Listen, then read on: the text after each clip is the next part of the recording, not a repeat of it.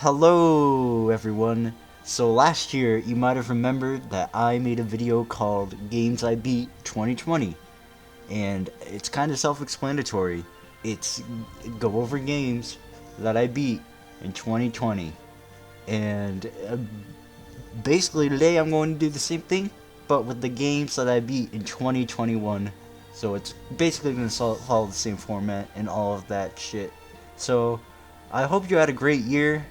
Like, you know, personally, I would say I have a great year with like everything. Like, I graduated high school and like got my driver's license and like all this stuff. And I don't know. I just really feel like more free as a person. If you know what I mean, it might not seem like that impressive, but to me, I'm like, damn, I won. But that's enough about me. Let's talk about the games I beat this year. And basically, we'll be going on the games that I beat from beginning to end to the end credits. So let's begin. Alright, first game that I beat in 2021 was New Super Mario Bros. For the Nintendo DS. And I had this game. Me and this game go kind of a while back, I believe, when I got my DSi for Christmas, like 10, 11 years ago. This game came with it, and I don't know. This is probably like the first Mario game I owned. And I think my first Mario game that I like ever seen was like Mario Galaxy 2. But and I didn't really. I don't remember getting really far in New Super Mario Bros. I believe it took me like a month to beat like World 1-1, and when I beat Bowser like in that first world, I was like, holy shit, I fucking accomplished life. Like, damn, I did that shit, and I felt proud, you know. So I finally got to beat it this time, and I think it was pretty cool. Pretty good, I guess. I know it's kind of hard to look at these new Super Mario Brothers games. It's kind of hard to look at it considering like how much Nintendo kind of milked it for a bit. Like how there were so many like oversaturation of like new Super Mario Brothers games and all of that. It's kind of hard to look back on them because they're just so basic. Because I would like, I'd imagine Mario, this game was probably like hyped up and released because this was like the first 2D Mario game in like, what, 12 years or something, I don't know, 14 years, I believe. Something like that. But, I say it was a pretty fun time. It was nice to actually beat it. But I will say, like, I don't know. Obviously, this game is like near and dear to like people my age's hearts, I guess, because we played this game. A bunch of people did. Sold a shit ton of copies, but I wouldn't say it's really a classic.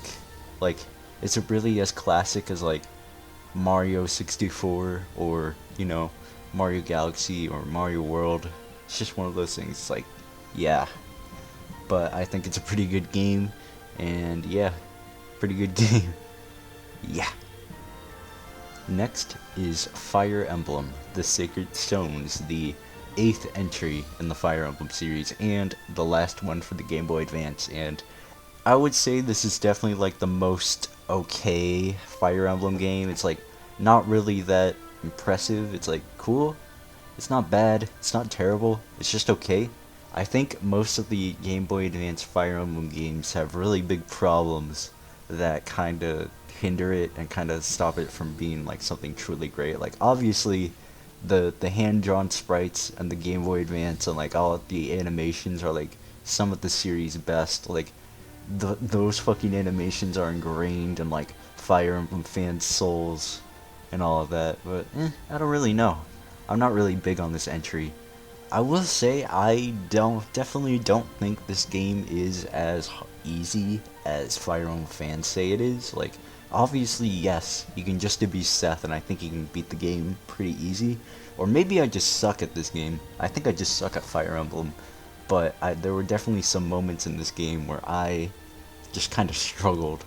Or, like, I thought this was, like, really hard. Or, like, especially, like, mostly in Ephraim's route, you know. But I ended up only doing Ephraim's route. But I thought the story was, like, okay and like cool and all. I really like Leon. I really like Colm. Why isn't Colm in Heroes yet? You need to put Colm in the game. Where the fuck is Colm in Fire Emblem Heroes?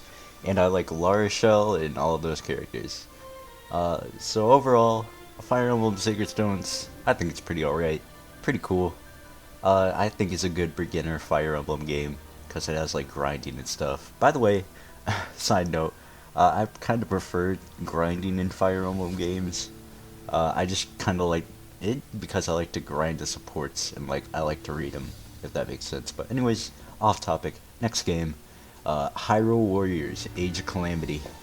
Somebody who talked about how much they miss Breath of the Wild, how they wish they could play Breath of the Wild again for the very first time, and all of that jazz. Like, and you know, Genshin didn't really do it for me. So when I found out they were making a when I found out they were making a Warriors prequel to Breath of the Wild, that kind of details the events before the Calamity and maybe the Calamity, I was pretty excited and I bought it day one. But spoilers. This is spoiler chat right here. It wasn't actually a prequel, and they use in the middle of the game they use time travel and they end up preventing the Calamity and they live happily ever after. And this is a kind of a controversial thing among Zelda fans. Some people hate it, some people love it. It's kind of like the Final Fantasy VII remake debacle of last year, which I didn't like the Final Fantasy remake ending. It was too corny, but I think it's fine here because I think it's already established that it's first established very early on. Like the first shot in the game is like the R2D2 head ass Wally motherfucker is like a Terrico, and he's like going in the portal, and just established that this might be a little different. And I kind of realized that Warriors games know what they are. They kind of try not to be anything different or like anything more than what they usually are. Just like, I wouldn't say button mashers or like just, you know, pick up and play, just kind of like beat the shit out of people and pay no mind or anything like that. If you know what I mean. Warriors games don't try to be anything greater. I feel like the time travel thing just kind of really opened up more gameplay opportunities, just in general. Yeah, but this is probably one of my favorite games I played this year. I was kind of addicted to it for like a little bit. I used to play it like every fucking day for like a couple months maybe, and I had a really good time with it. Like everything about it is just great. The roster definitely kept me by surprise, like everything about it. I'm not sure. I feel like I would go as far as to say that this is like one of the best Warriors games ever. It's very much, I would say it's like a quality over quantity game. Like the roster in this game is like 12 characters compared to like the usual like 170 in like Warriors Orochi 4. And there's a lot of stuff you can do. I was definitely thinking that the roster would be just like the champions, but it definitely kept me by surprise. It's like, if there is a character in Breath of the Wild, like a major character, it's probably in there. Like, damn, they really thought of like everybody. And I think the story is pretty cool as well. I would definitely recommend it for people who were kind of disappointed with the lack of the story, or like actual story in Breath of the Wild, the original Breath of the Wild. I feel like there is kind of a failure. I feel like maybe the developers thought, let's combine the Warriors gameplay with the slower pace, the like fairly fast-paced or like very action-heavy Warriors style compared to the kind of slow-paced, take your own time Breath of the Wild. Throughout the maps, there are usually like treasure chests and Korok seeds, and I think the Korok seeds are very cool. That's a very nice detail. And you know, you can find the Korok seeds and you can expand the weapon slots just like the original game, but I feel like that kind of like exploration, search every nook and cranny, does not blend well with the Warriors gameplay. Like usually in Warriors it can be like usually in like the hardest modes ever, hardest at its hardest, you can be like very precise, or like you have to do everything right or else you will fail, that kind of thing. I feel like those two get to the point ASAP, and you know, get to find everything. Especially since the maps are so huge. The maps are huge as fuck, or at least like the main story ones. But I would definitely recommend this game. This game has like a lot of content because it's a Warriors game, a lot of side quests, and I recently picked up the DLC, which I heard also has a shit ton of content in it. But yeah, I would say this game is definitely cool. It's very cool. Very cool.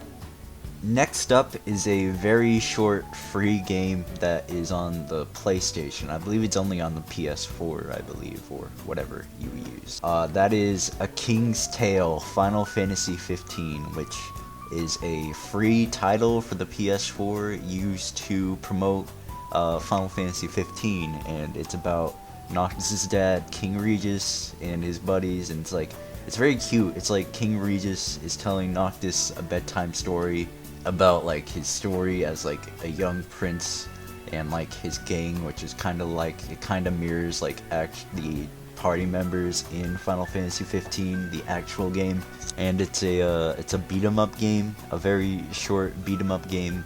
I don't know how to say this, like act like I know what I'm talking about here, but you know, I don't play that many like beat 'em up games like this, or like I'm not too well versed, but I do play a little bit of like, I played like Final Fight and like the Simpsons arcade game, and usually in those games I would say it's kind of like simplistic. Like there's usually only like one attack button and you can do like a couple throws or something like that, but in this game, I haven't played Streets of Rage or any of those, but in this game, I kind of like how there's like some kind of depth. Like you can use the magic spells, you can use a different sort of weapons, and you can like use a ton of different like combinations with all your weapons, and sometimes there will be some enemies that react well, or you have to beat them with a certain weapon or magic, and I think it's really cool. It's really nice. Dare I say, it probably has a better combat system than the actual Final Fantasy 15. And I love that game. I can't really say, there's not much to complain about in this game. I don't really remember much of it, but I feel like if you're looking for something free, something short, or you really like Final Fantasy 15 like me, I just think you should check this game out. I would say one of the complaints is that I wish you could play as the other characters, the other people in like Noctis's little, the other people in King Regis's friend group or whatever, his group. They're kind of like assists in that game. I wish you could play as them like as actual characters. I'm not sure it would be different, but check it out. It's fun. I like it. Up next is a game you might have heard of, this little game called Celeste, and I bought this game for Switch because it was really cheap. It was like $5. It was just kind of sitting there, and then one of my friends told me, "Yo, dude, you should play Celeste," and I was like, "Okay, I'll play Celeste. I'll check it out," and I really like it. It's a very cool game. You've probably heard about it once or twice. It's kind of like a platformer. I'm not sure what you would call those, like those games where it's kind of difficult, it's kind of hard, and there's like very precise timing, or like what you need to do, or like just kind of precise way, but it's very forgiving, and they usually just have you reset. It's kind of like a trial and error thing. I'm thinking games like Katana Zero and Hotline Miami. I'm not sure what you would describe it, but it's just kind of one of those games, and it's definitely one of those games, very hard, very precise, but it's very forgiving, and I wouldn't say it was too frustrating. I mean, I didn't really do any of the B-sides or try to get any of the strawberries, I believe, in the game, but yeah, I just really like the platforming, very precise. The gimmick of it is the kind of like the air dodge thing. It's kind of like a melee air dodge or like wave. I can't believe trans people can rave dash. That's fucking crazy. I really like Celeste. It's a very personal game to the creators, I would imagine, and it's very cool. I like Celeste. Next up is probably my favorite game I played this year, or maybe I would probably say it is now my favorite game of all time, and that game is Persona 5 Royal. So, like I said before, if you probably know me well, you would probably know that Persona 5 is like my favorite game of all time. It just kinda came at that right time of my life, and all of that. I don't need to explain this. I already explained this in the fucking last video I made. Joker, and when I was talking about Joker and Smash, you know it. So, but I guess by virtue, that would mean that Persona 5 Royal is now my favorite game of all time, just because it's that same game, but with more content and more stuff. So yeah. So I bought this game last summer, summer 2020. Because it was on sale for like $40 and I wanted a physical copy of Persona 5, and I was kind of waiting for that right time to actually play the game, and I started playing it like November 2020, and it was a very interesting experience. Just in general, the Royal playthrough is like my third playthrough of Persona 5, and I haven't played it in like 2 years before then. So it was a very interesting experience to, you know, revisit the game, and you get to appreciate things you like, things you get to appreciate more, and things you don't like, really. You know, that kind of thing. And it's very weird because, you know, Persona 5 having like this quality of life update thing is kind of weird, because I was like, you know, I thought like Persona 5 is kind of already a perfect game. I'm not truly sure how you would improve upon it. And of course, Atlas found some ways to do it somehow. Stuff like the bullets refresh after every battle, the bullets reload, so you don't have to like leave the palace to get your bullets back, that kind of thing. Definitely making Mementos more fucking bearable. Like, it was actually the biggest power move ever to make Mementos more great. And I feel like all of the quality of life things that are introduced in Persona 5 Royal, and I find it funny because I feel like all of the quality of life things in Persona 5 Royal, or like at least in the dungeon, just kind of like stack up to each other just so to make Akumura's palace more bearable. I'll describe it, but it was very hype, you know, to see something different, like when it's the calling card day, when you send the calling card, the screen, when the screen date transitions, it's different. It has like the card and it like hits the date. If this makes sense, I'll play a little video of it. But it was very cool. When I first saw it, I was like popping off. I was like, holy shit, that's so cool, and all of that. And I'm not sure if it was just a placebo effect in Control, but the game looked a lot, you know, sexier. I feel like maybe they upped the resolution a bit, or like made it look better. Definitely there are the graphical improvements. And the game got me to really like Akechi. I wasn't really big on Akechi before, but this game made me love him even more. And now I'm going to get into the spoiler territory regarding the third semester.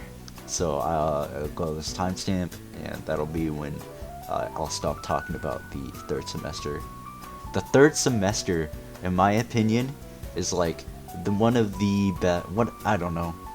I would say that like third semester is like one of my favorite climaxes in a video game ever.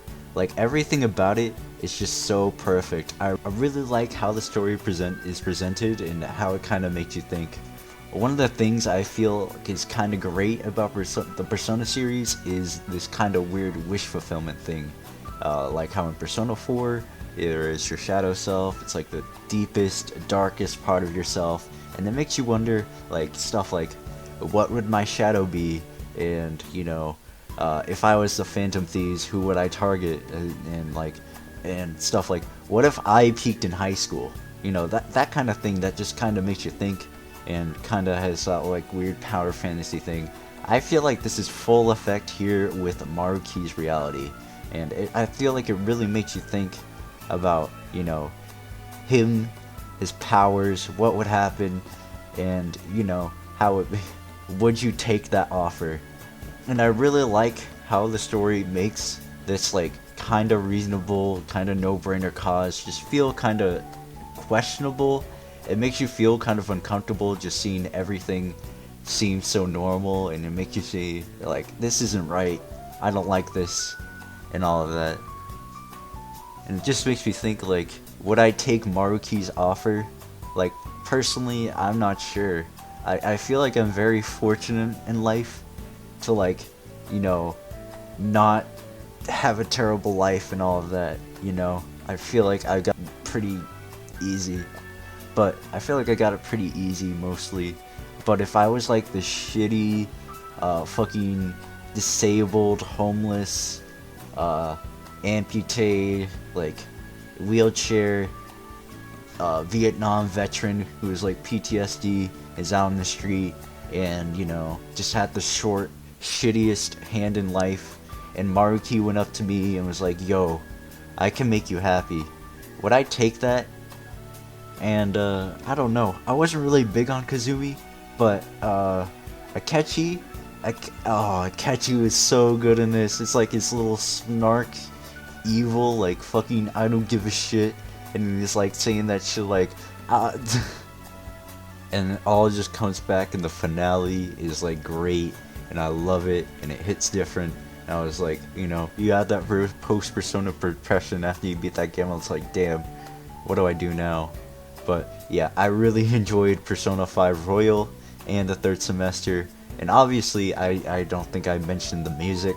The music's really good. One of my favorite tracks is my favorite favorite Persona 5 song ever, and all of them is probably No More What Ifs. I just really like it. Very nice song, and it's like a catchy. And this is my hot take right here, okay? I don't think that Take Over is that good of a song. I'm sorry. I don't think it's a good battle theme. That's my hot take. Anyways, next game. What's the next game? Hold on. Ace Attorney, Phoenix Wright. I don't really know what got me to play this game, but Ace Attorney games, Phoenix Wright games, all of that, they're very, very popular, very well loved, and all of that shit. And but I feel like, why not just get into it? Let's try it. And I don't know, I don't really remember much of it. Like I said, this was a couple months ago, like way back in April. But I remember I really enjoyed it, most of it. Like, I don't really know what hasn't there been said about like Ace Attorney and Phoenix Wright. Like before then, I had played Danganronpa, and you know, you kind of know that whole like loop. The presentation of these classic games are like iconic. You know, objection, hold it, because I don't really remember much about this game, because this was like a couple months ago since I last played it. I obviously finished the game like all the way, but there's not much. My memory's kind of foggy. It's very unique, very interesting, or at least unique for the time. It's kind of pioneer. What hasn't been said about Ace Attorney? I feel like I think it's very interesting because, you know, even if the case or isn't that good, or the twist is kind of obvious, I feel like it still keeps you invested with like how it is written, how it's paced, and the localization team did a really good job just, you know, making it weird work, kinda. Or no, I wouldn't say that, but you know, Ace Attorney is weird because the series makes more sense as like a satire of like the Japanese justice system when you realize that I believe the prosecution rate in Japan is like 99-98%. But Ace Attorney, they're just really quirky games, really quirky, you know. Next up is a little game called We Love Katamari, and I won't lie, we all love Katamari. No, but for real, I have Katamari Damacy on the PS2. I played it, I beat it. It's pretty fun. Like, Like, actually, jokes aside, who doesn't love Katamari? I feel like this is one of those games that's just like really hard to hate. Katamari is like a video game ass video game. It's like the most video game ever. Like, the whole design thing is just textbook video game, I feel like, if you know what I mean. And this is pretty much just a sequel, the same game. Same thing, same Katamari. I can't say much, but I feel like what I remember, or at least what I try to remember, is, you know, I remember there were a lot of like missions that kind of sucked in the original Katamari. I get they kind of had to make it different, but kind of like spice it up, other than just like roll thing.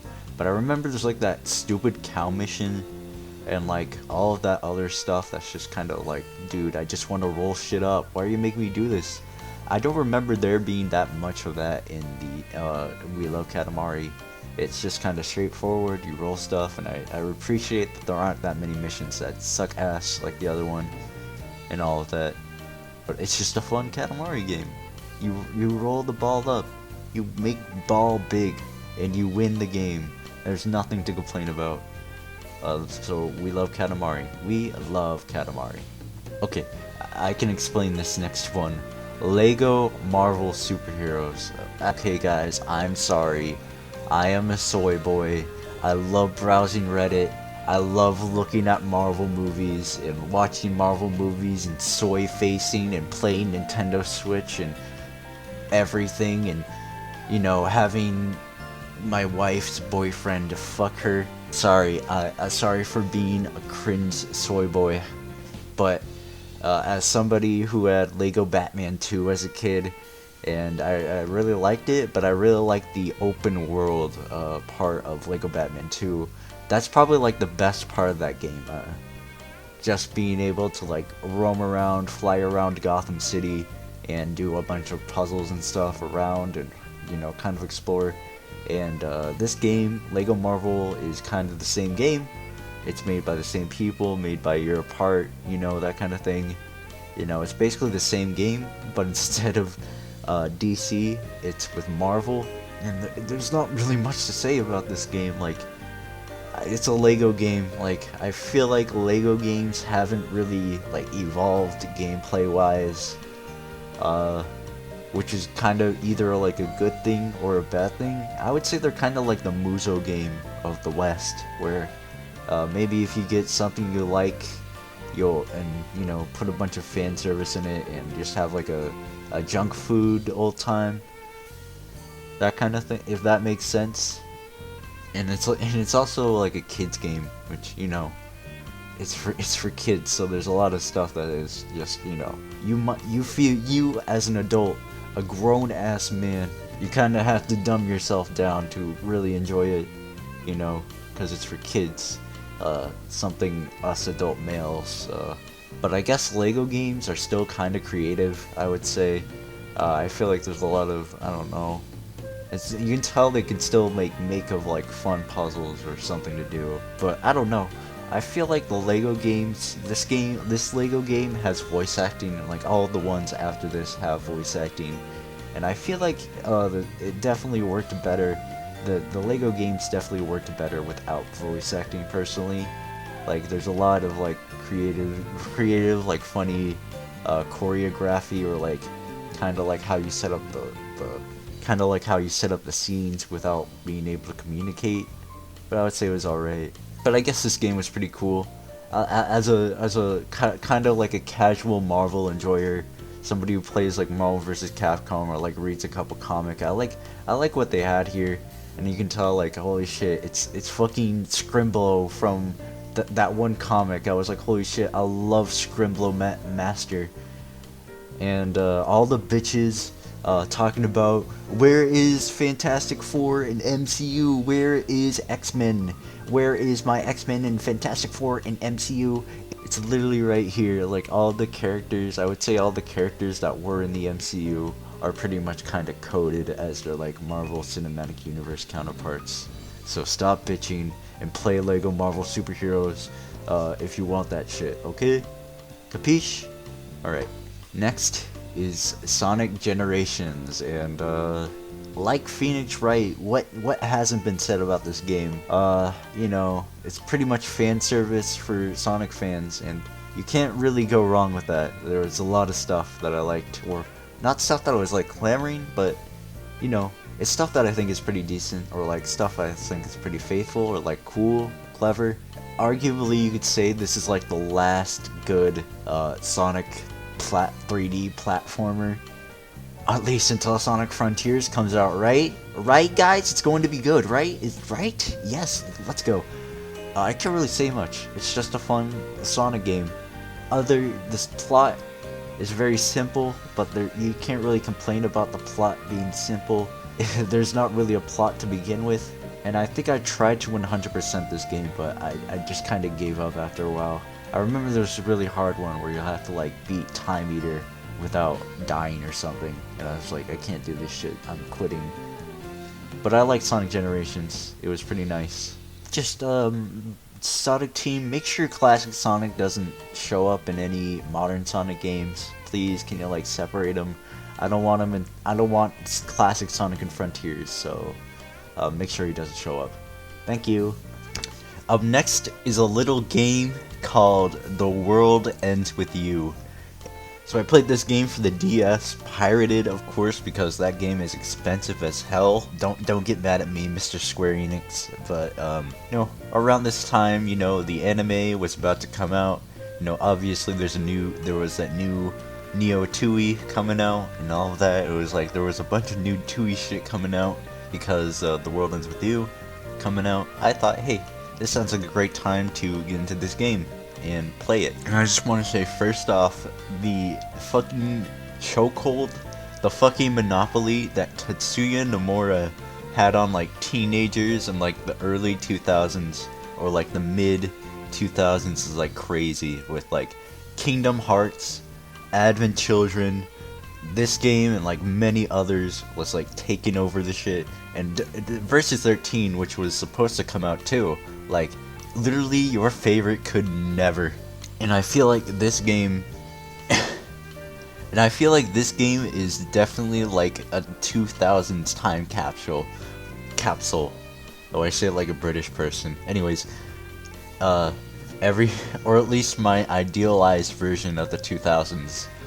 Everything about it, from like the music, the style, the slang and everything, and like the technology is just like just screams like 2000s. And as somebody really likes that stuff, kind of likes the late 2000s, I'm just all over it, you know. But yeah, I think the story was pretty alright.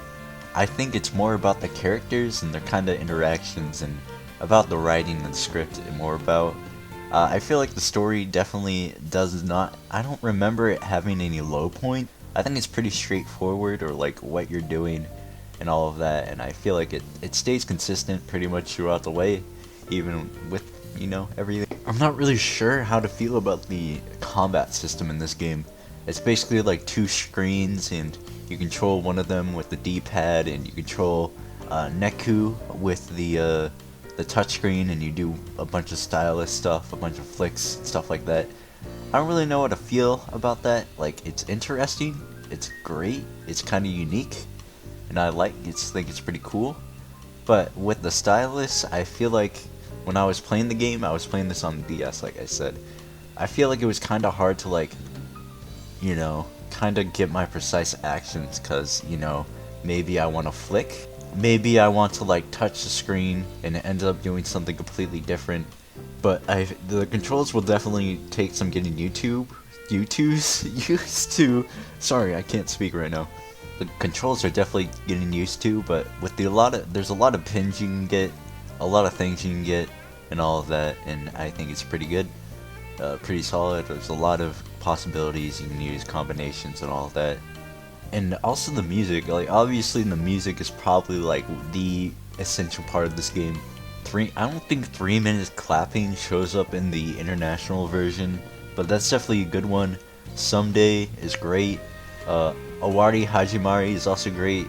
You know, Detonation, and there's a bunch of songs, just like too many to count. But anyways, play The World Ends With You. Like, do it now. It's just really underrated, really appreciated. play it. You should. It's like one of those games you should play before you die. You should play The World Ends With You. Okay. Next game is Persona 5 Strikers, and for a while I would say this was probably one of my most anticipated games, considering how long it took for it to get localized, which I understand because of like the pandemic or whatever. But it was kind of painful, kind of waiting for this game and I was like almost considering pirating my Switch or like hacking my Switch to play the Japanese version, but I was patient, I waited, and I would say it kind of paid off. I don't think I mentioned this when I reviewed Age of Calamity earlier, that I got kind of obsessed with Muzos for a bit because, I don't know, something about the gameplay and everything about it just kind of sucked me in, and I couldn't start playing them. There will be some ones that show up in this video if you couldn't already tell, but this is one of the games that I really liked. Of course, obviously, being a Warriors game, of course this game will have a pretty solid combat. The combat is like pretty solid, even for like Warriors standards. Like, people say that like the Warriors games are just button mashers, but I definitely don't think this is really that much of a button masher. If you mindlessly mash, you'll just get like jumped by a bunch of shadows, and especially the bosses. Like, do not fucking sleep on this game, because you will get your ass kicked. I also think this is interesting because I believe this is like the first action game Shin Megami Tensei game, and I feel like Persona is like the most possible. I feel like it works the best for like a Shin Megami Tensei action game because of the way that Personas just kind of act like stands, like companions, like kind of tools for the user to use a weapon, if that makes sense.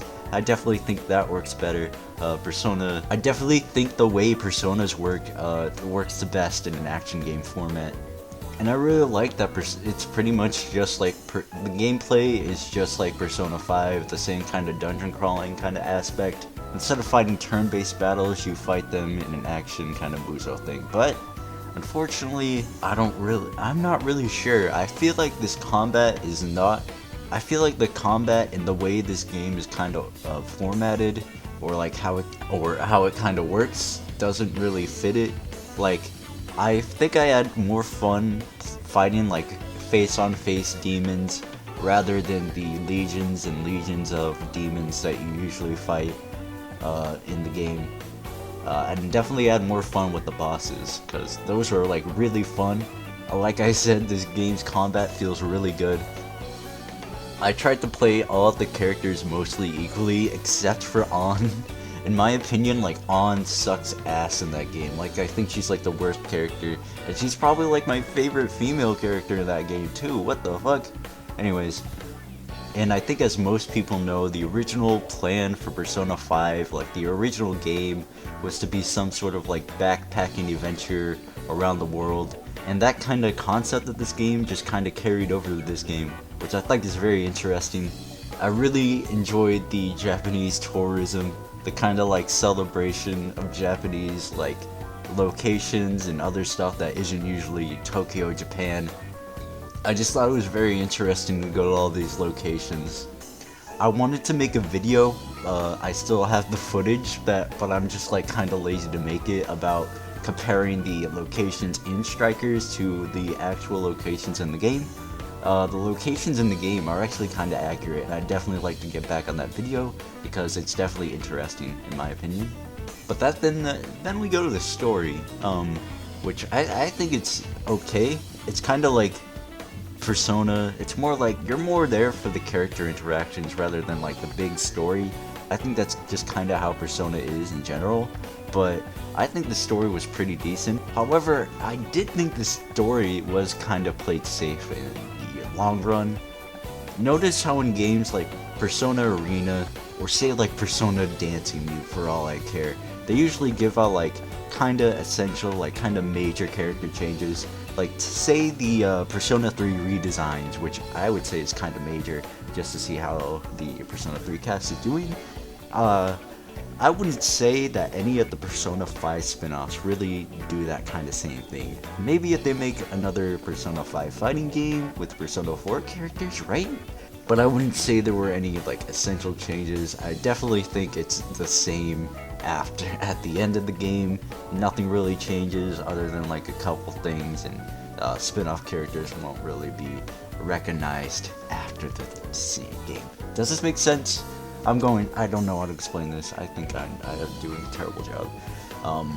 But I feel like most people know this. This is kind of a spoiler, but not really. Is that at the end of the game, it just kind of becomes the same thing as base Persona 5. Like it's like, damn, we're doing the same thing again. It's like, damn, this is kind of wow. But I will say that the Strikers climax was definitely well more executed than the base game climax. I definitely think there was more payoff, and I definitely think everything just kind of wrapped over way better than how it was in the base game. I really enjoyed the new characters. I really like Sophia, and especially Zenkichi. Zenkichi's just... And I really like some of the other side characters, which were also kind of nice. Maybe I have like terrible literary analysis or whatever. Maybe I just suck. Maybe I am like a Persona fan and I obviously cannot read, but I did think the villains were kind of weird. Like, my guess is that maybe the writers of the game responded to criticism of the original game that the villains in the original game are too cartoony, they're too evil. Maybe in this game they decided to like humanize them a little bit and give them kind of like a forgiveness story, which it's fine, I guess. I really enjoyed it with the first boss and on. It was like, oh, this is kind of heartwarming. But there were some other parts where I did feel like it was kind of weird.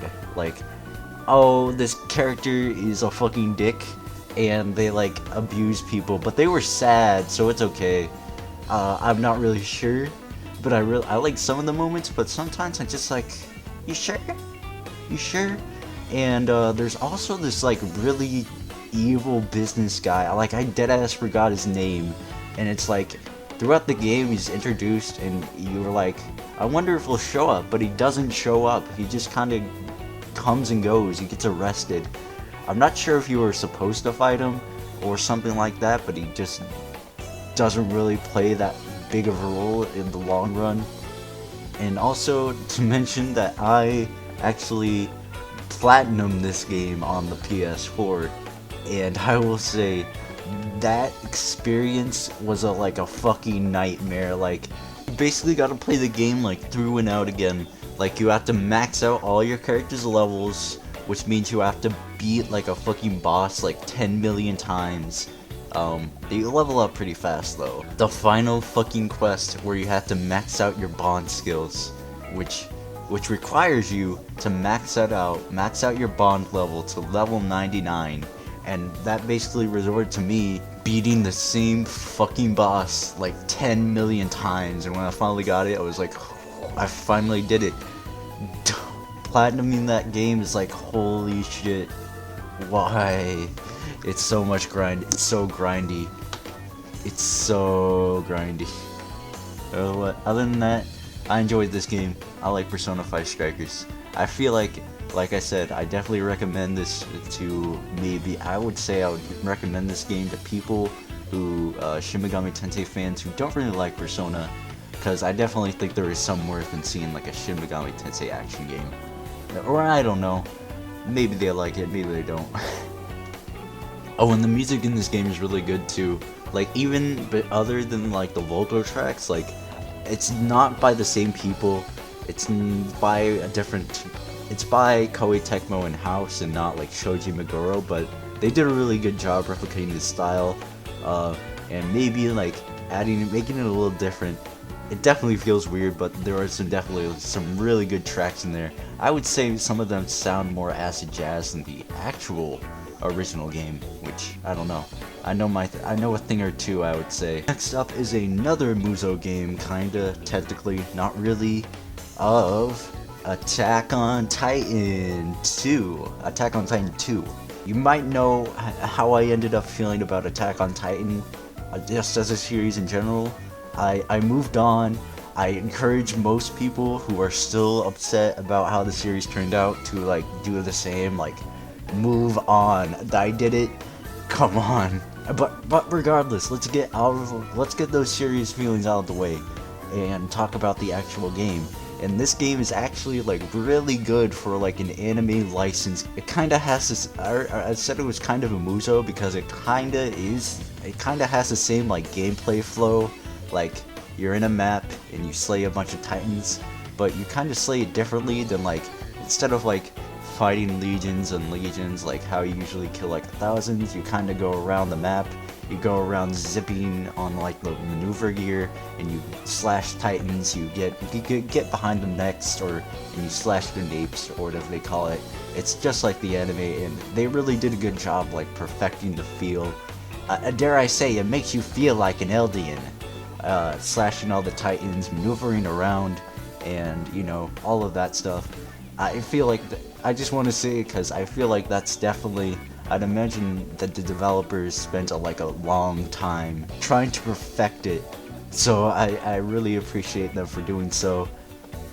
But the game is kind of straightforward. It's a Muso adaptation of the actual game, and in this game, Attack on Titan 2, you control a player avatar character, and you're a soldier in the Survey Corps, or whatever they call it, and you go around and experience the events of the anime.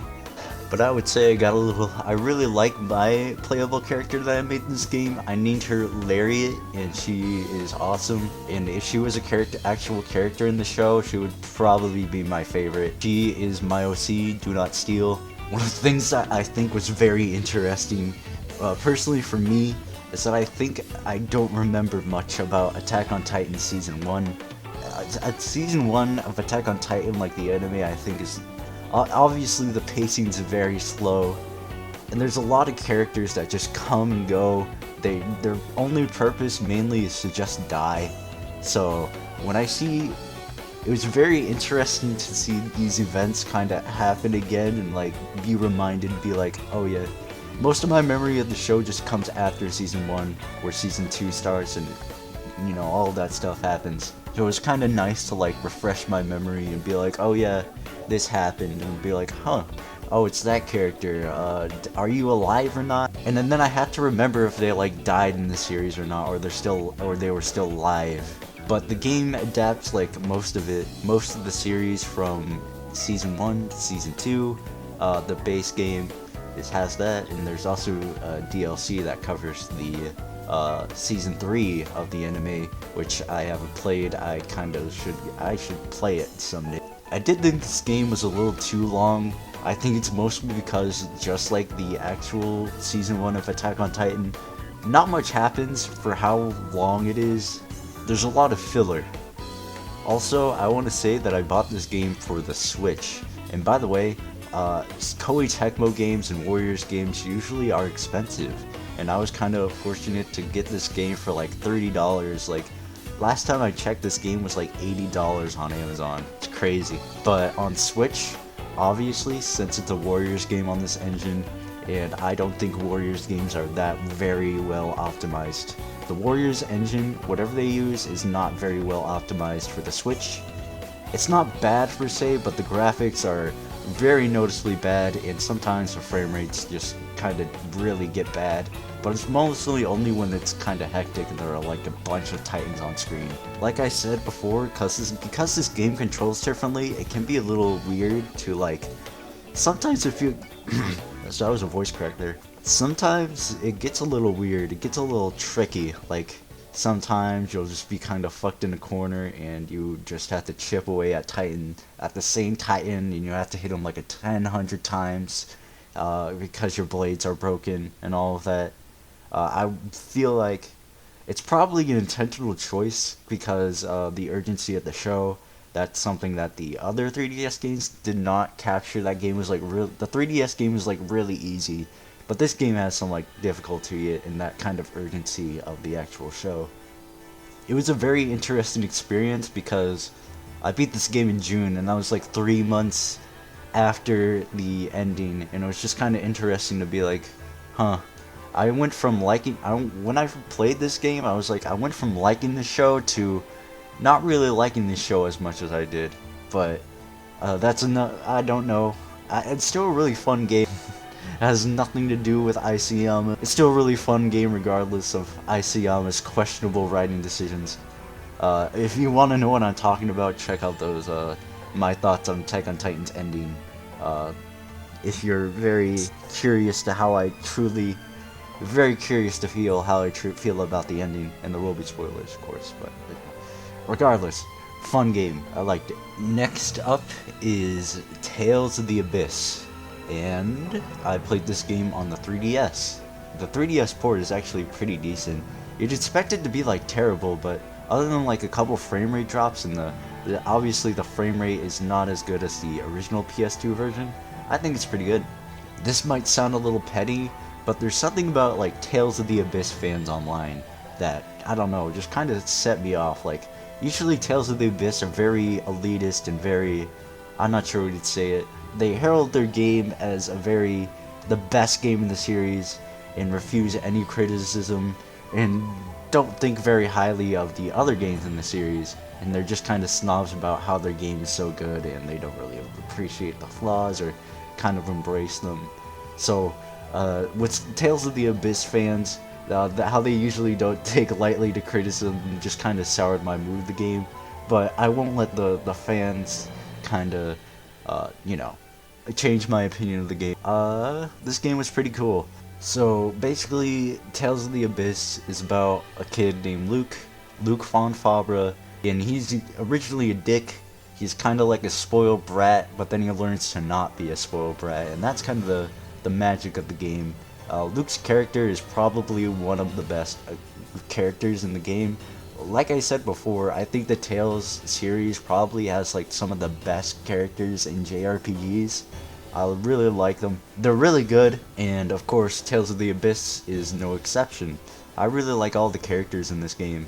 All of the main party members. I like Guy Cecil, Jay Curtis, Tyr. I ship Luke and Tyr together because they're very cute. All of them are pretty great, but I'm not really that big on Natalia. She's just kind of basic. I would say, like most Tales games, there is kind of a bunch of filler in this game.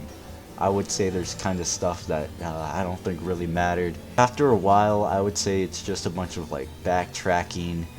If I remember correctly, I would say most of it just became a bunch of backtracking, just going place to place after like the first arc, which was kind of annoying, but it's fine, I guess. But obviously the story is very, very good, especially like the final climax. Like the climax is also one of the best. Just how everything plays out, it's just perfect. I would say that this game kind of helped me like be more open of a person, or I would say it just kind of encouraged me to like open out. If you know me, you know what I'm talking about. But I really enjoyed Tales of the Abyss. It definitely made me cry a bit. It definitely made me emotional. I don't really know what else to say. But I didn't really do the side quest though. I'm not sure what to say. But I really enjoyed Tales of the Abyss. It's great. You should play it. Up next is a little game you might have heard of called Portal 2. And what is there not to say about Portal 2 that hasn't already been said before? This is like one of the best games ever. It's one of the games ever. I believe it's like the highest rated game on Steam, actually. Because, of course, it's fucking Portal 2. But I remember, like, 7 years ago, I watched my friend, like, I basically backseat gamed. I was basically backseat gaming this game at my friend's house, and I thought it was really cool. I don't think I've ever seen anything like it before. And then I finally played it now, and I tried to, like, keep a guide as minimal as possible. I tried to keep, like, looking at guides or looking it up on YouTube as minimal as possible. There were some parts that I kind of looked up. I think there was this one like really hard puzzle that I just kind of said fuck it, I'll look it up on YouTube.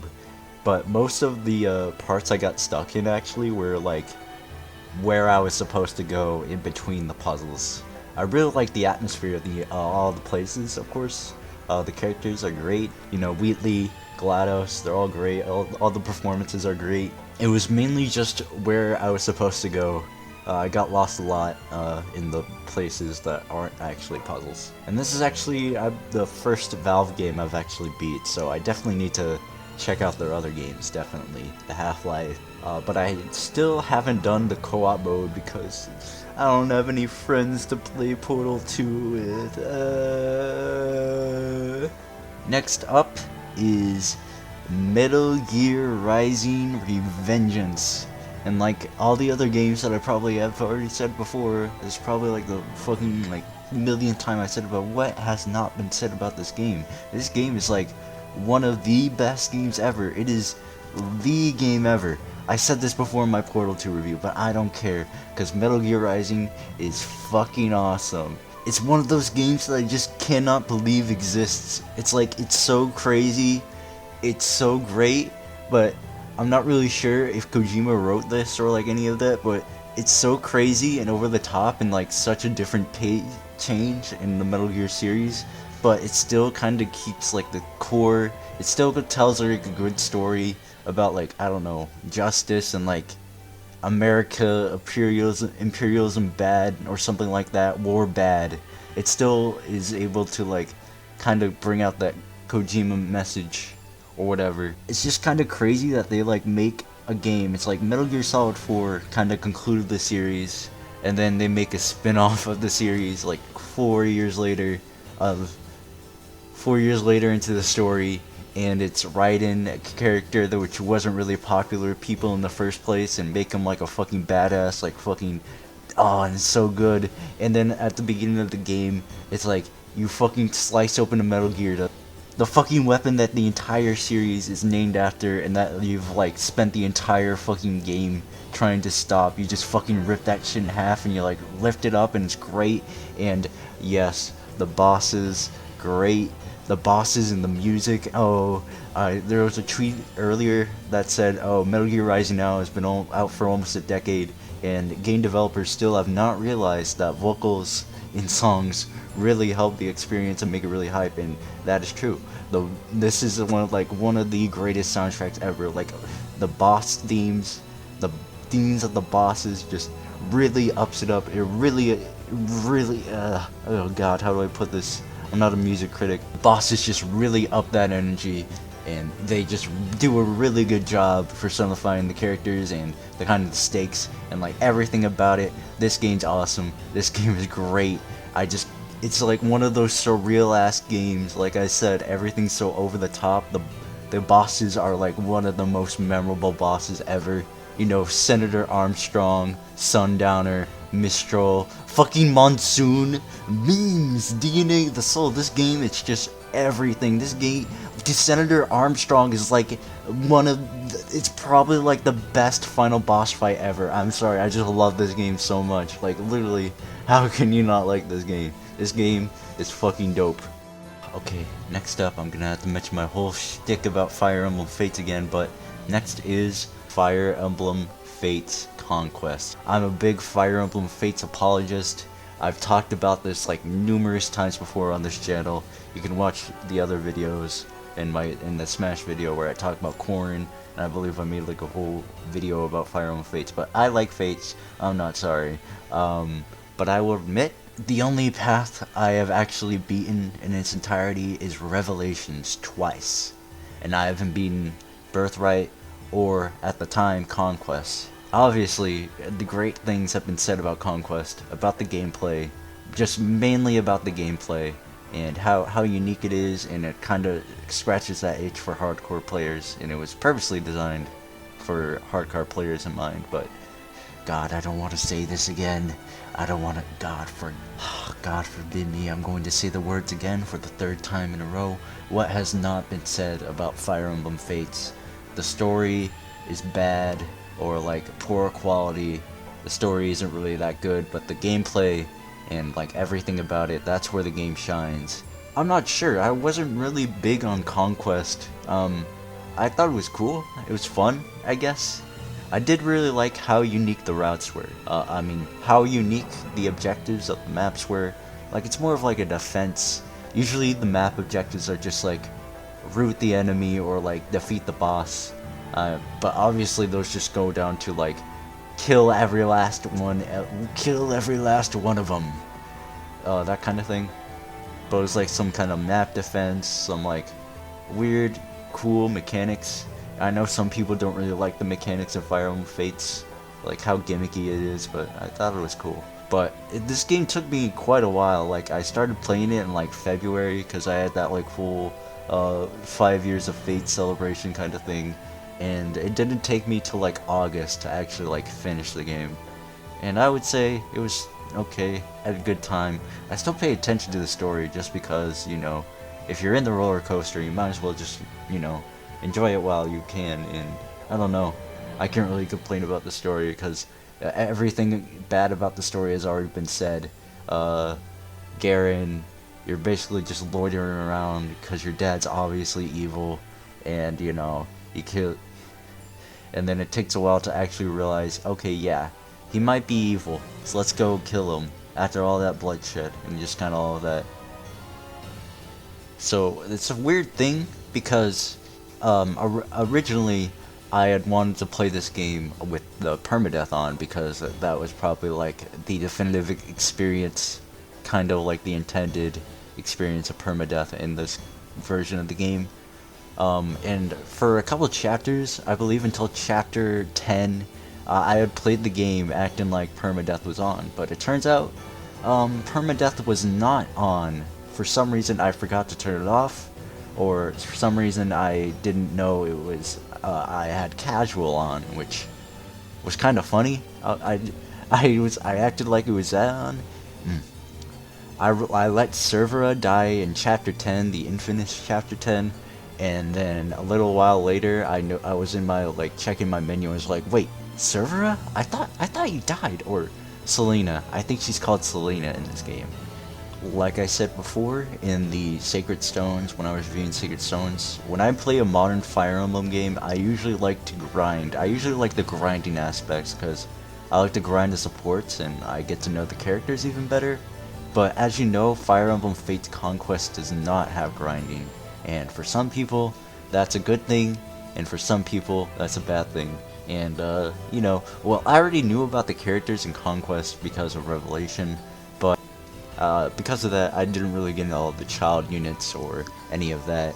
So it was kind of short, not as long as I would expect it. Like, it's just saying, imagine if, like, Revelation did not exist, and it was kind of hard to grind in Conquest. I mean, I know there's DLC maps, but you know. Also, I played a male Corrin, and I married Niles because I really like Niles. He's kind of sexy, and I like the yaoi. Hashtag Fujoshis for life, let's fucking go. I don't know. It's Fire Emblem Fates Conquest. Yay.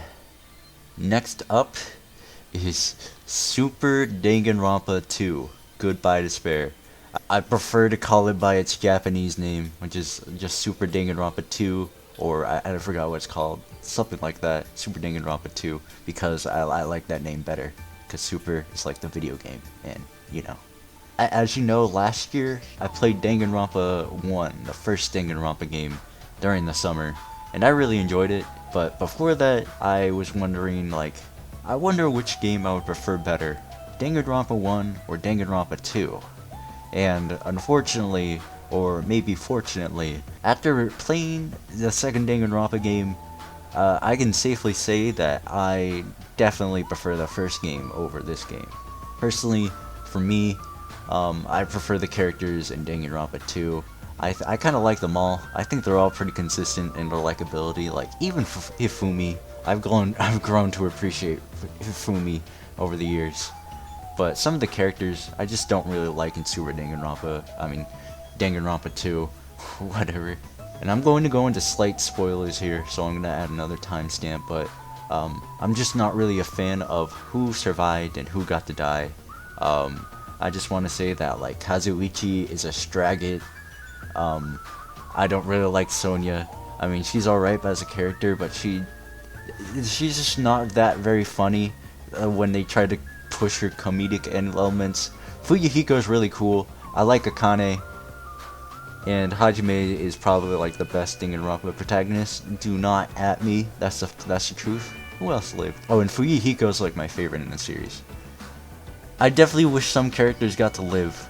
Like after chapter 3 and those like 2 characters die in that one. Actually, it's still in spoilers, but I would say after like a certain threshold, the game just kind of becomes less enjoyable because Danganronpa. I just really like all the characters in Danganronpa 1 better. The thing about Danganronpa is like I don't care how many like objective missteps the writing has taken. I won't be one of those like Danganronpa fans. I don't really want to be one of those fans of the series who will just call it like bad.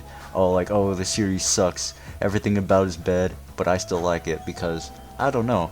Personally, getting into media or anything with like this attitude of like, oh yeah, this fucking sucks. I don't know. I just don't think it'll be that enjoyable or whatever. It's just one of those things, you know? Danganronpa. It's fucking Danganronpa. I don't know how to describe it, but even though I kind of prefer the characters in Danganronpa 1 better, I don't know. I just kind of like the scenarios and other things I just think are really better. I don't know. Some people might not like the atmosphere of the more island life, but I don't know. There's something about like the scenarios the characters are in, like how they use the whole Twilight Syndrome thing that just makes me think, damn, there's a lot of passion in this game. Danganronpa is just one of those series that I just really like because I'm just glad that I forgot who wrote the series. I believe his name is Kodaka, but I'm glad like whoever wrote the series got to tell their story or like what they want to do and all of that. Even despite the fact that it's Danganronpa. Next is a short Game Boy Advance game. The really good one that I really think is really good.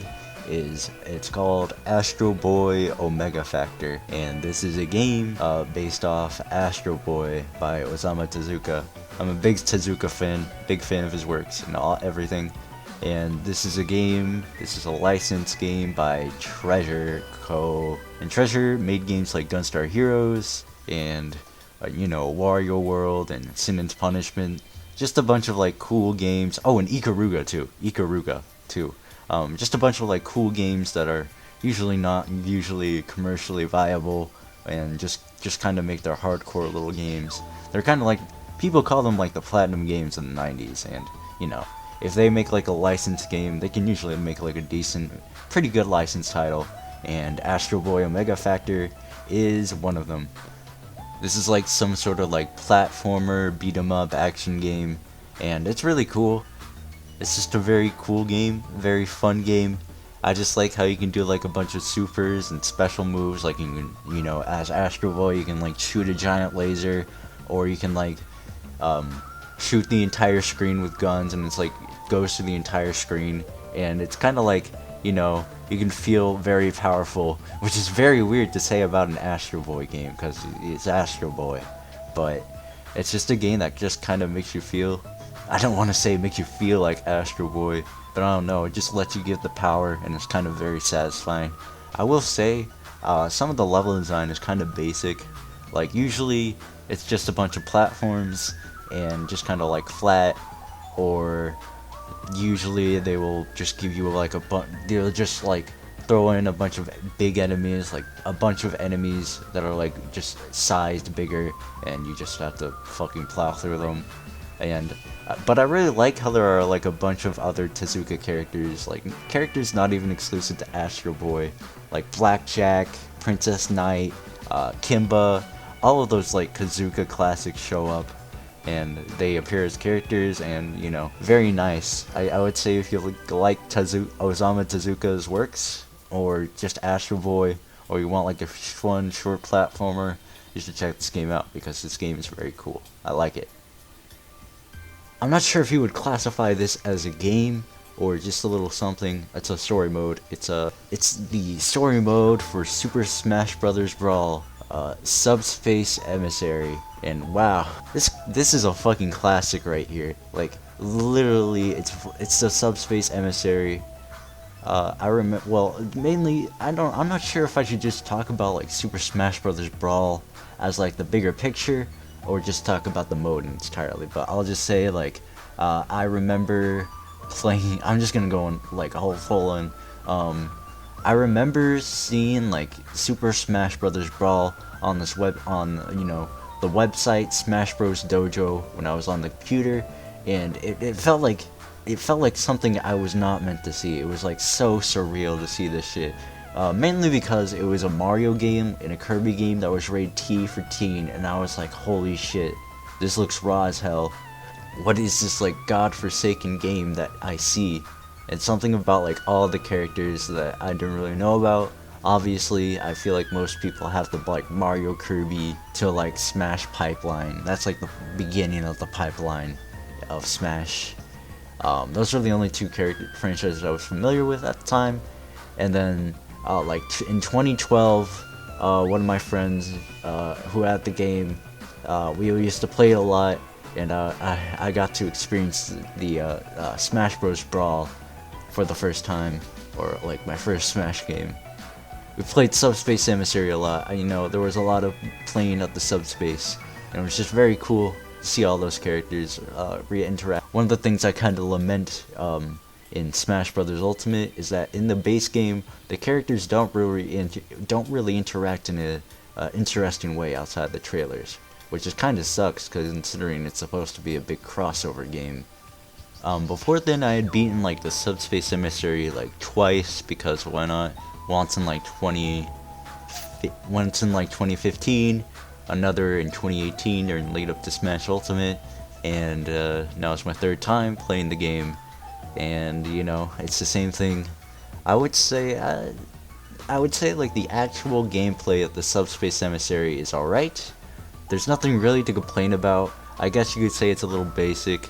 I guess you could say there's not really like, I would say the secrets aren't really like, or like any of the optional stuff is really that secret. Those collectibles, I don't really know how to describe it, but I wanted to play this game because I recently started picking up Smash Bros. Brawl again, and I wanted to 100% complete the game, or I haven't really gone to that yet, but I guess I could still pick it up and play it again. Obviously, if you know me now, you will know that I'm really into Brawl modding at the moment, and this is one of the things that just kind of sucked me in. Oh, I should mention that I played the Subspace Emissary on Project Plus. I can't remember the last time I played Vanilla Brawl, honestly. But like all of the cutscenes in this game are like ingrained in my soul. People talk about that shit. That shit's awesome. Like, you seen that fucking airship clip where they like fucking destroy the Halberd? That shit's sick. And Taboo when Sonic shows up, that's pretty dope.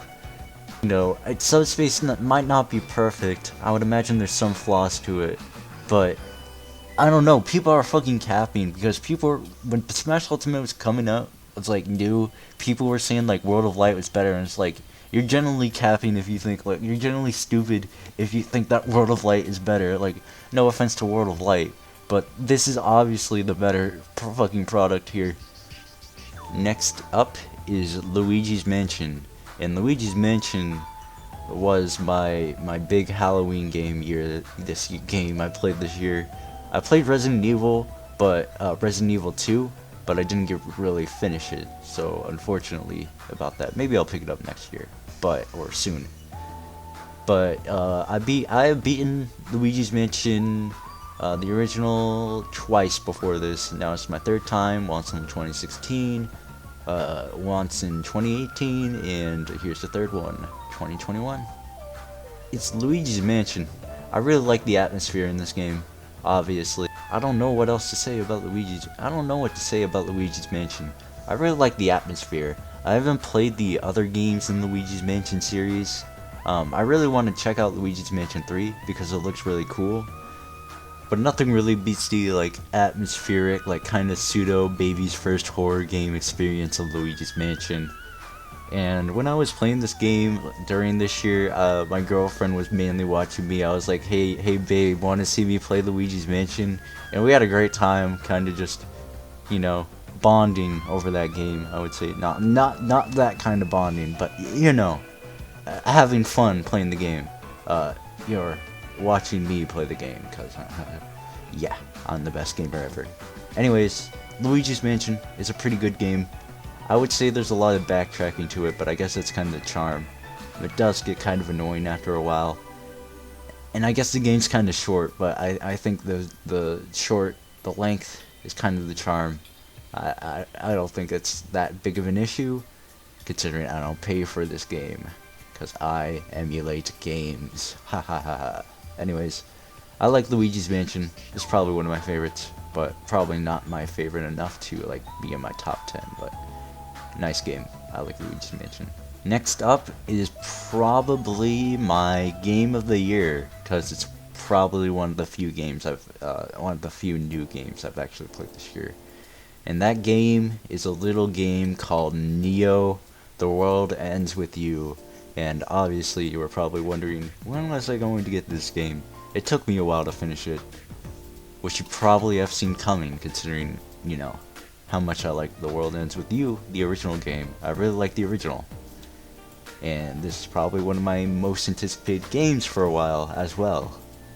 And like I said before, this game is really, really good. So, you know, it's kind of the same thing as The World Ends With You. There's these kids, these teenagers, in Shibuya, and they're in a Reapers game around Shibuya, and they have to participate in the game, every day, and they got like 7 weeks or something. It's just pretty much the same thing as the original, but obviously it's going to be different. One of the things I really like is the kind of like camaraderie. I really like the main teammates in the one of the things I thought was kind of missing in the original The World Ends With You was like the teammate kind of dynamics. I get it's more like a one-on-one thing, like you have your partner, but I really like how the main characters in this game really bond together. Fret, Rindo, and Nagi all kind of feel like friends, and they're a great team. Something about just like main teams and like fiction, or mainly just like anime shit, just really makes me like it, especially when they have like a good dynamic. And Neo 2e is no exception.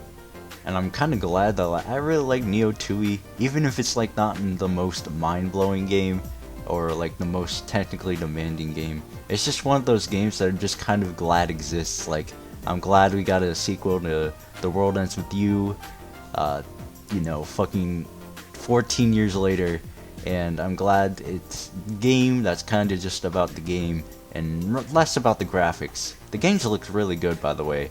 I really like how much detail there is. Like, if you compare the game Shibuya to real life Shibuya, while it may not be as detailed as Persona with it, or like Yakuza, I believe they go to Shibuya in Yakuza, you can tell like the developers really paid attention. Like, they did not miss like a single detail. I know I just called it like not as detailed, but despite it not looking the best, like not as good as Persona, like I said, Yakuza, they did not miss a single detail. Like, you can pretty much like find everything and it's pretty much identical. But I guess like the original The World Ends With You, I guess I said like I'd rather it wasn't graphically, but I guess unfortunately, because, you know, with the way games are and how expensive they are, and you know how AAA is more graphically, or like how these games are like being pumped with so much money, it can be more noticeable in Neo 2e when you can tell they did not have enough money or resources compared to the DS game, which was probably cheaper to develop, and you know, we could get away with it because it was on the DS. Unfortunately, if you're on the Switch or the PS4, it can be kind of hard to... You know what I mean. You can tell it does get a little repetitive. Also, you can tell this game definitely has Kingdom Hearts syndrome, another game that has Nomura heavily involved in it, and where most of the stuff that happens in the game is reserved for the end. And, you know, that's where all the Nomura Kino is. And unfortunately, Neo 2e is a subject to that. Like, during the last couple days, it just kind of feels like everything happens. Like, the game just progresses like a bunch. It really does, unfortunately, feel like most of the stuff that is very cool in the game is just reserved for, like, the final. Like, let's just say there's this very popular character that people really like, very popular. It doesn't show up until like the final hour. They just randomly show up, and he's just like, "Hi guys, did you miss me? I'm back." And also, there are some characters that kind of play a plot in the role, but kind of just disappear after a while. Sho Minamimoto, the funny math man, he shows up as kind of like a mentor role, and I was kind of like excited for him to be like this former villain, kind of being like a father, a kind of like caretaker for like these 3 crazy kids. But then he just leaves in week 1. But obviously, like the original game, this soundtrack is definitely one of the strong suits of this game. There are a bunch of great tracks here. My favorites are, I would say my favorites of the new tracks are like Breaking Free, World Is Yours, Kill the Itch, and songs like Scramble and Shibuya Survivor. They're all really good, and I really like the remixes. I probably listen to the new remixes of the old songs, probably more than the original songs, just by virtue, I guess. I also ordered the soundtrack on Square Enix's store, and it still hasn't come in yet. It's been like 2 months, so I can be patient. I just kind of accepted, it's gonna take a while, but come on, where is it, Square? Where's my fucking soundtrack, please? But it was really great. According to Square, you might have heard that apparently this game underperformed. It could either be like, this game really didn't sell well, or maybe Square is just very picky with their sales expectations. Like, I heard they like apparently Nier Replicant, even though it sold like 1 million copies on like its first week or something, they still thought it still thought it bombed or like underperformed. So I think Square Enix is very picky, and if it really didn't sell well, I really wish this game kind of got more attention.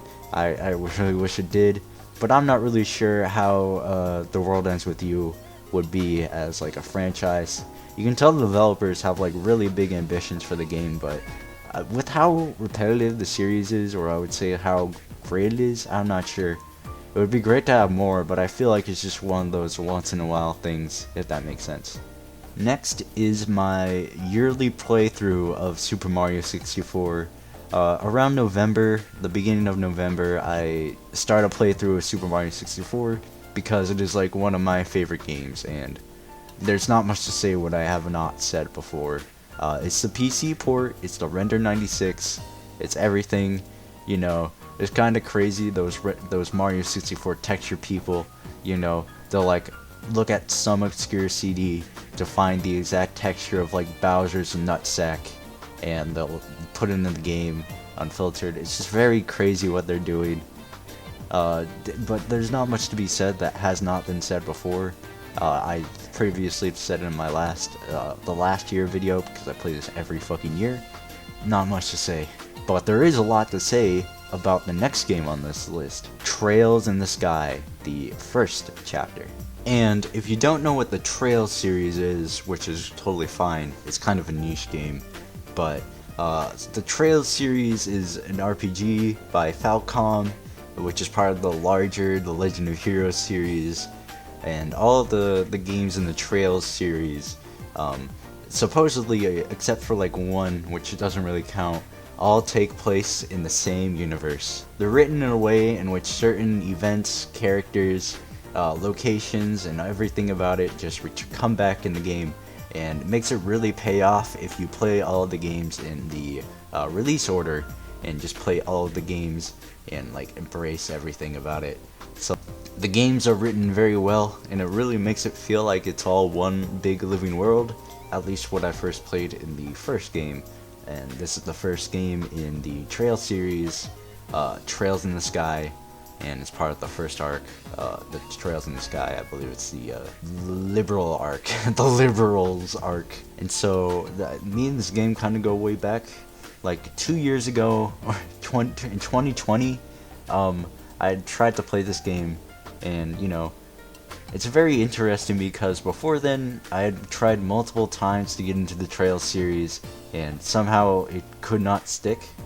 And then after a while I decided, I had to get in, I had to endure it. I mainly wanted to get into the Cold Steel because I thought Cold Steel looked cool, but mostly people told me to just start from the beginning and get from there. So I was kind of like, okay, I guess I'll play these games, then I'll get into Cold Steel. It should not be as good, but it was really, really good. Like it's really, really good. Like, this is probably the writing in this game is really good. I wouldn't say it's like one of the best, but the writing and everything about it just really pays off, and the writing's very clever, the characters are very nice, and I really like the dynamics presented.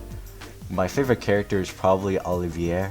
I think that's how you pronounce his name because it's like French. He's just a little gay boy, and he's just like me.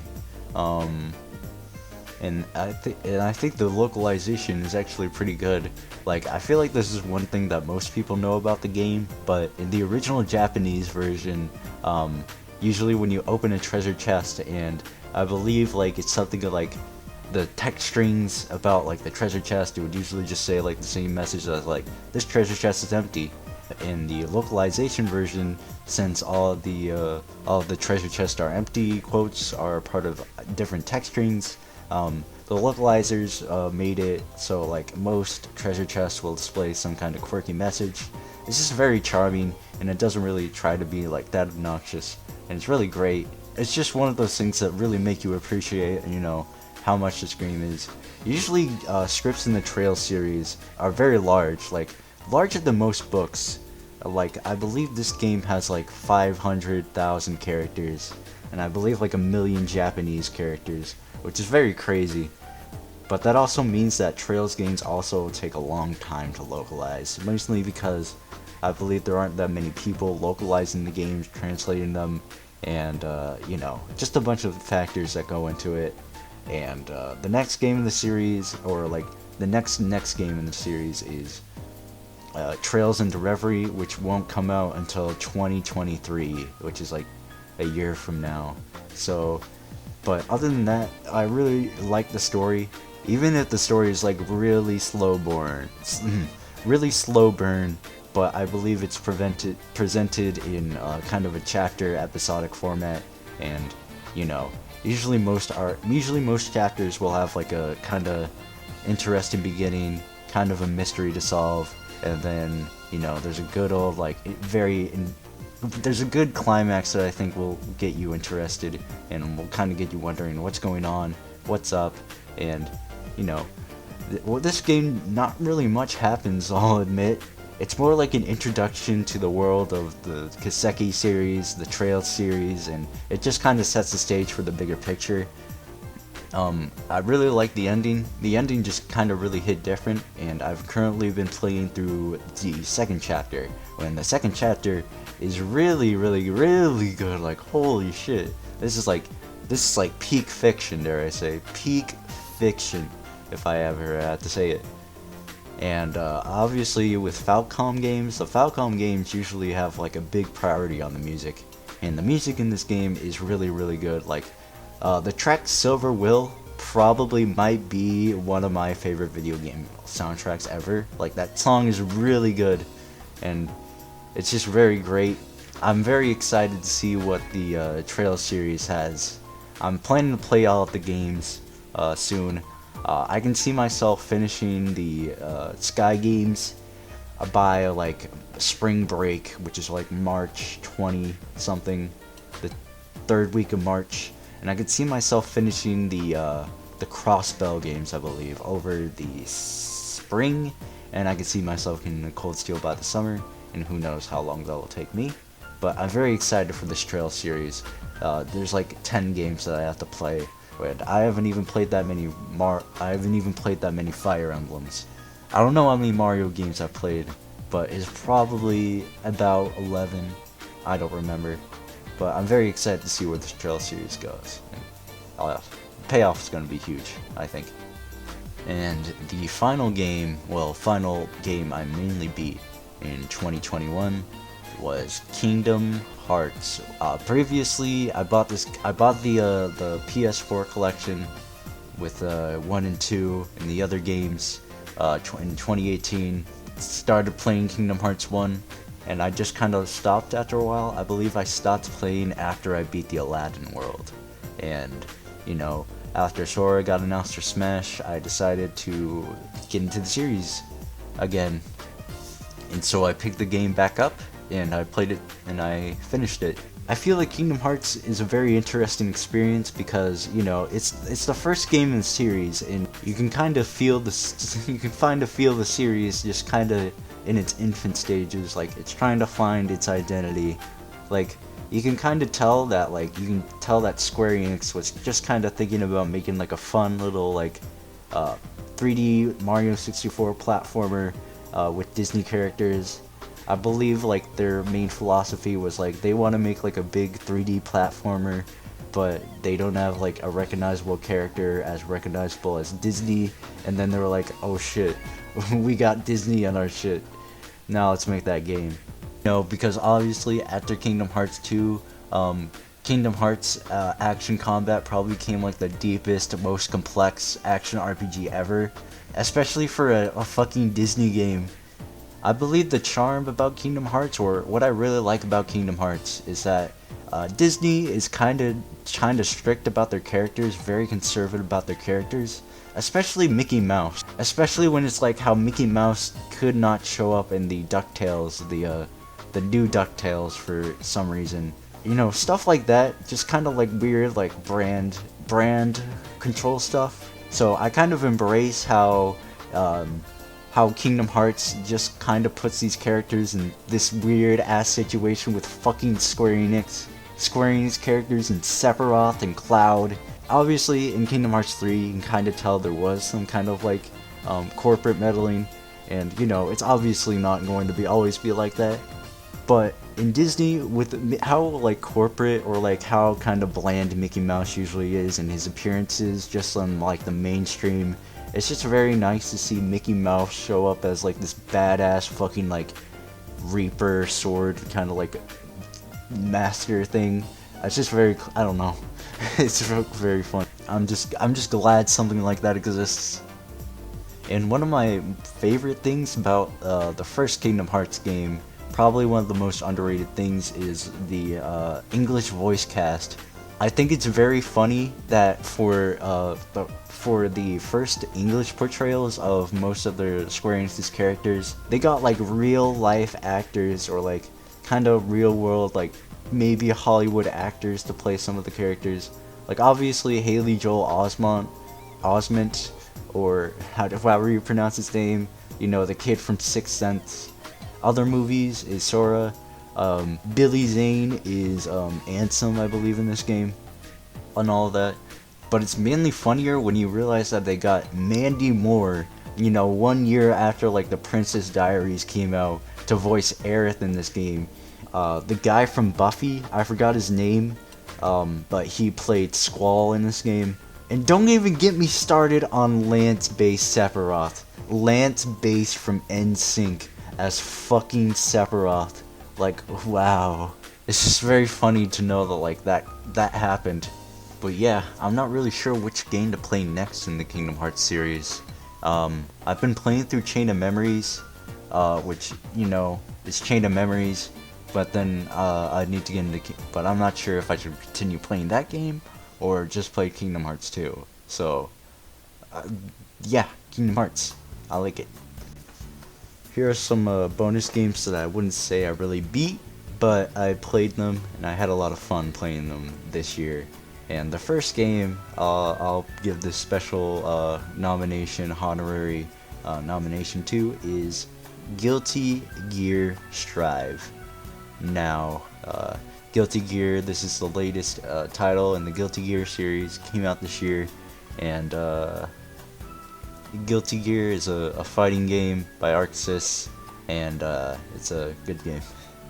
And this is a game that is kind of very popular, a very game that just kind of blew up, I would say, but not really that popular, but I would say it definitely grew kind of a dedicated fan base compared to the other previous games. Maybe because they simplified the game a little bit, maybe it was because of the rollback netcode. Whatever it is, this game was kind of blew up and became really popular for some reason, but whatever. And before then, I had played Guilty Gear. I had Guilty Gear Accent Core on Steam. I had it out there.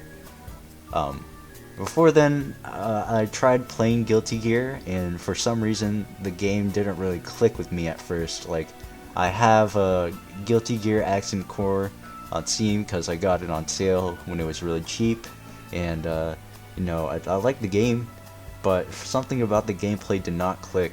And I've tried playing XR, one of the XR games on Steam, and that didn't click. Even when I played like the Guilty Gear Strive beta on the game, which very simplifies the combat for all players, something about that still did not click until until a bunch of my friends started playing the game.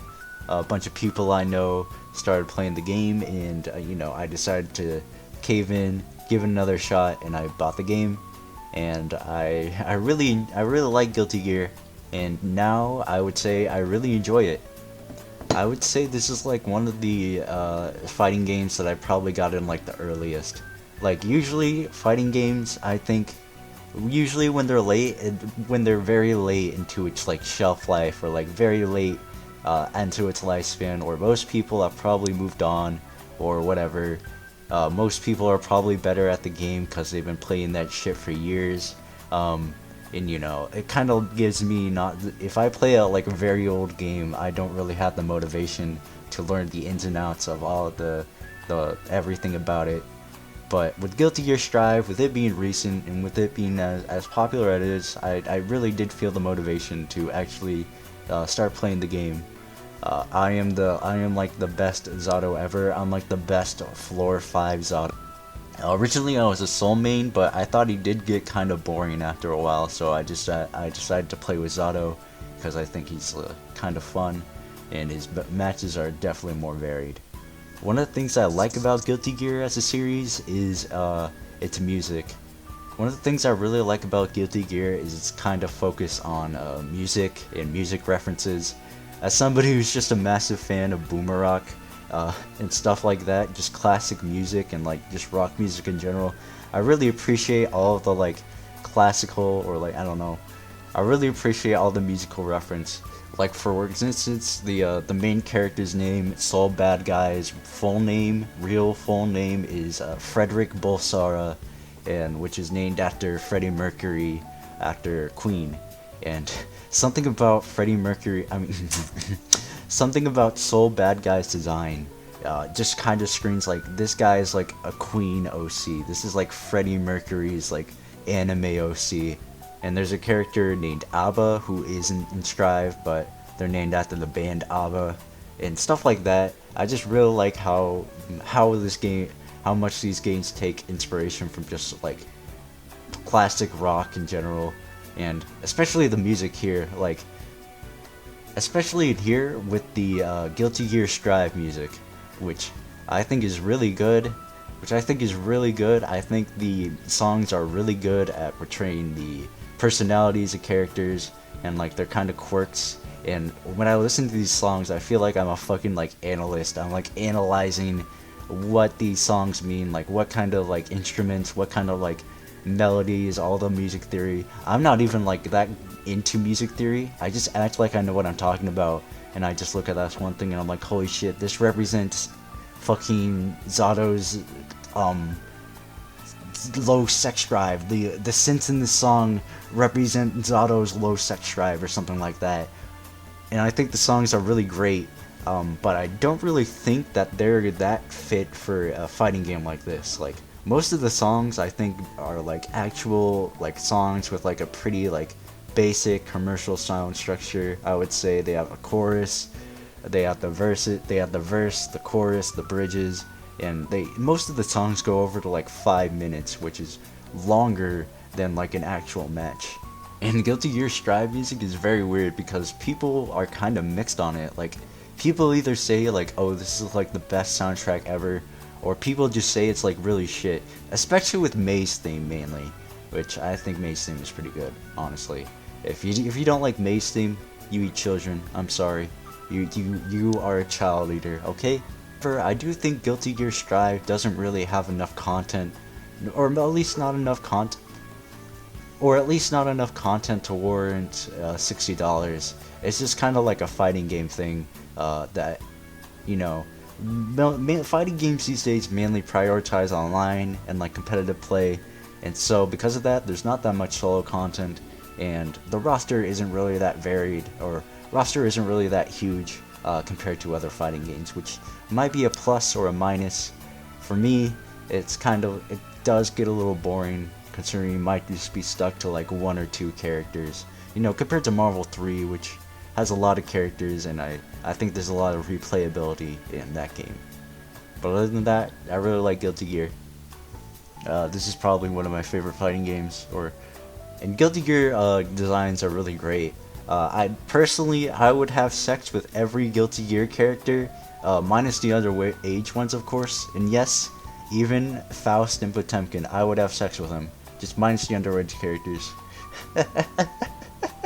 I even got my girlfriend into Guilty Gear Strive, mainly because she thought Soul Bad Guy and, you know, other characters are kind of hot. And I feel like Guilty Gear characters, I feel like women, you know, I'm not trying to be sexist or like employ gender roles here, but I feel like Guilty Gear can be very popular with women because of like how attractive the male characters are. It's just one of those things that like women don't usually play fighting games, but you know, they'll probably be attracted by like Zato 1's penis. You know, I'm attracted to Zato 1's penis. I want to have sex with Zato. I should move on to the next game right now. Okay, next game, VR Chat. VR Chat is VR Chat. VR Chat can either be like the most insane shit. VR Chat can be the most insane shit ever, because it's fucking VR Chat. It's like the second coming of Second Life. But, you know, Second Life doesn't really have the charm of, you know, furry sex dungeons, or really. But, you know, when I got this new PC, my new PC last year, I realized, oh, I can finally play a game like VR Chat, and I was really looking forward to playing VR Chat, and I played it a lot this year, but I kind of fell off of it after a while, but I had a lot of fun, like, exploring through all the worlds. They make some really cool worlds. All the VR Chat community makes some very nice worlds. The VR Chat games are really fun too. I really like the VR Chat Among Us, and I definitely preferred it actually over the actual game. And I don't have a VR headset, and I don't really feel a demand or like, but if I get one, I get one. But you can play this game without desktop, and it's just nice just to talk to people, especially during like the hell pandemic that we're going through. It's very nice to do that, and that's VR Chat.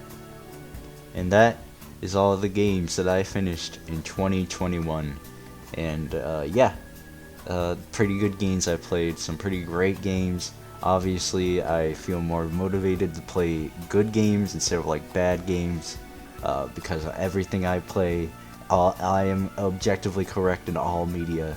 But I don't know, something about this year's games, I don't know, the games I played this year didn't really hit different as the games I played last year. I'm not sure. Maybe I kind of lacked the motivation to play some games and all of that. I don't really know how to describe it, but I definitely felt like I had more motivation to play video games last year. But you know, I still like them. I don't know how to describe this. I don't know how to wrap up this video. I hope. Who knows what I'll play next year? Who knows how next year will be? And I hope you have a great next year as well. See ya later.